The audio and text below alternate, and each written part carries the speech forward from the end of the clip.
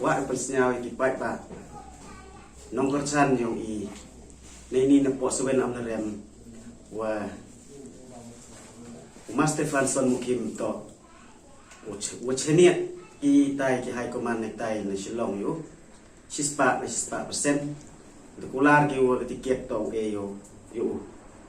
de yu le to ubru wa sampam ubru WM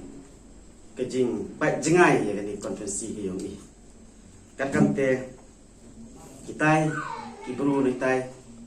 kam ma Kristun tersong uman le usumbut menteri rangba yang kasorkan Meghalaya yu jengai champang kelamai pak yu sekiat lem dekta majong ya givi kawan kadam te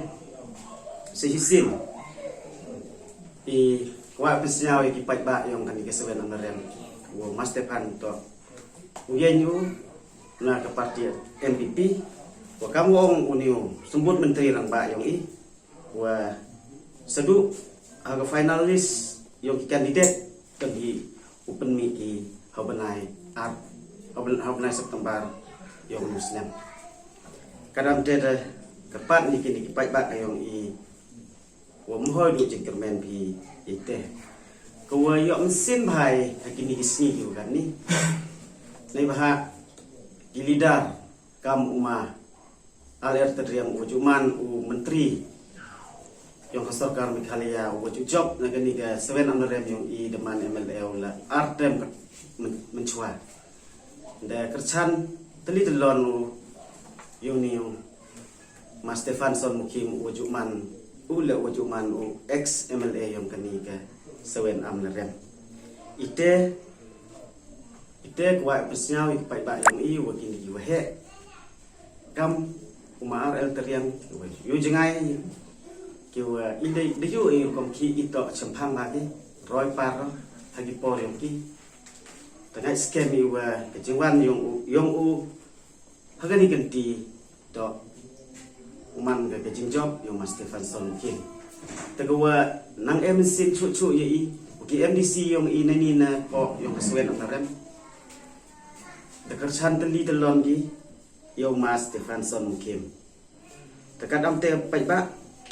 hamru jingkermen o Mas Stefanson mukim yo tiket NPP yang i te pukul kam ni na kibok ke luyang khamtam ya ginong kersan yo ke parti ki wala trei borba nadu ipor wa kini dedep handrem ile handrei yu kejing tre yang pi hagan ni kisnam ki wakan ni ke parti nangku ga hani pos wen amrem yu i nga manung bertuido mapor menuju khot inyan chnong ni ti na kam de nga to jo kerchan yo marambui de li